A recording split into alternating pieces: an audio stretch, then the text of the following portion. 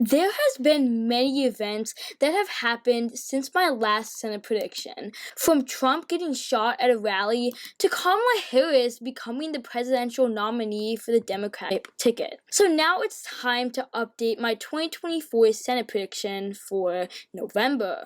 Let's start with the Democrat safe states: Washington, California, Hawaii, Minnesota, Vermont, Massachusetts, Rhode Island, Connecticut, New Jersey, Delaware, and Maryland, along with New York, putting Democrat safe states at 40.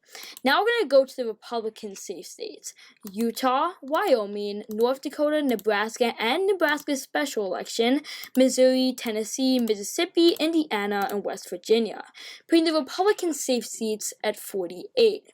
Now we're going to go to the likely seats for each party, starting with the Republicans. I believe Montana will be a likely win for the Republicans this November. And the reason why I have Montana as a likely win is because Tim Sheehy, who is challenging Jon Tester in the race, has been up in 4 of the 5 latest polls.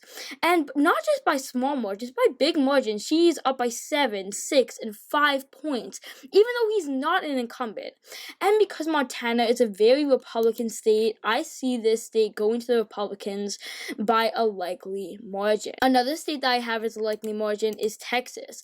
Now, if we look at the Texas polling, Ted Cruz is up by a pretty big margins, 8 and 10 points. Now, other outliers have him only up by 2 points and 3 points. Now, I do see Texas being a likely state for Trump because of the shifts in the Rio Grande Valley, and for that reason, I have Texas Senate seat also going likely Republican. Another state that I have as a likely state for the Republicans is Florida. Now, Florida has been a very right-trending state, and if we look at the polling, there has not been one time where the Democratic challenger is up against Scott.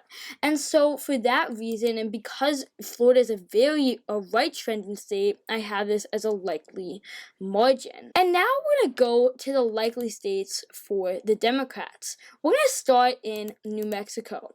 Now, New Mexico is a traditionally Democratic state. It voted for Joe Biden by 11 points in 2020. Now, the reason why this is a likely margin and not a safe margin is because the challenger in New Mexico, Nella Dominici, has hauled $2.9 million in the second quarter of 2024, the largest fundraising quarter of any U.S. Senate candidate in New Mexico political history. And she is actually the daughter of a prominent political figure in New Mexico.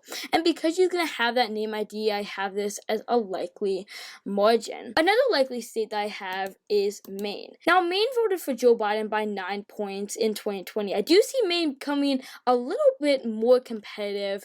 Angus King is a popular Democrat, and he's running for re-election, but I don't see him winning by a safe margin just because of how Maine is going to be in the 2024 election, and that's why I have this as a likely margin. The next likely state that I have is Virginia.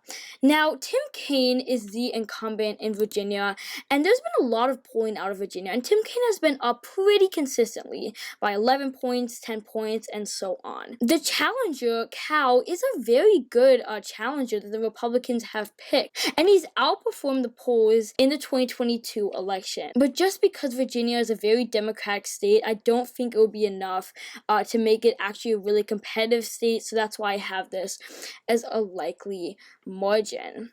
Now we're going to go to the lean states.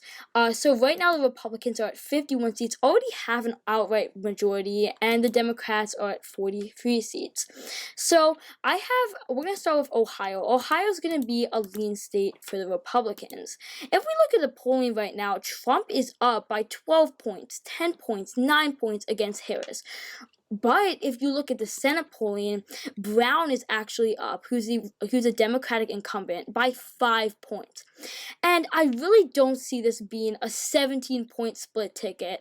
Even though Brown is up in the polling, I don't think he's going to be able to convince enough Republicans to come over to the Democratic side, and that's why I have this as a lean margin. Another lean margin that I have, but this time for the Democrats, is Arizona.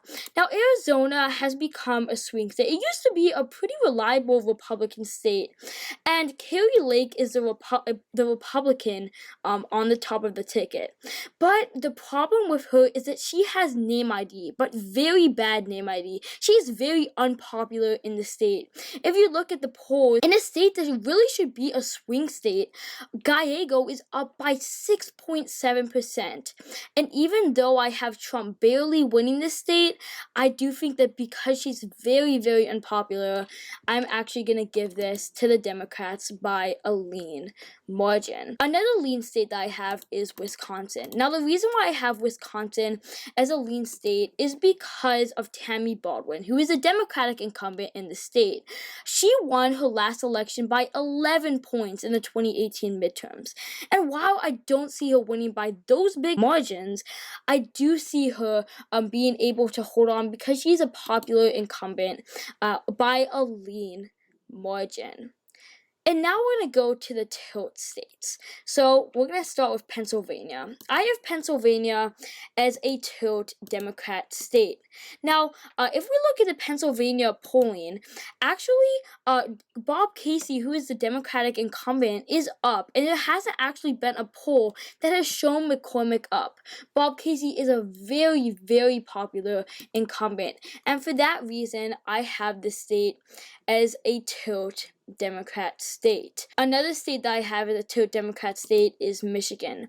Now, in prior characterizations, I actually had Republicans winning this state, but because Kamala Harris has jumped ahead in the polls, and also because Slotkin is up by 5 points in the average, which is a lot for swing state Michigan, I do see Slotkin being able to win this seat by a tilt margin. And then the last characterization that I have is Nevada. I actually have this as a tilt Republican state. Now, Sam Brown is a Army veteran. I do think that Trump will be able to carry Sam Brown over the top in Nevada, even though he's down in the polling, because Nevada is a right trending state, and really for that reason, I have Nevada as a tilt state for the Republicans.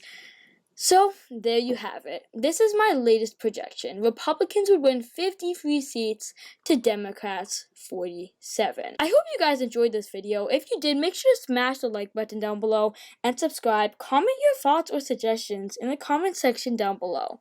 And as always, thank you guys so much for watching, and I'll see you guys in the next one.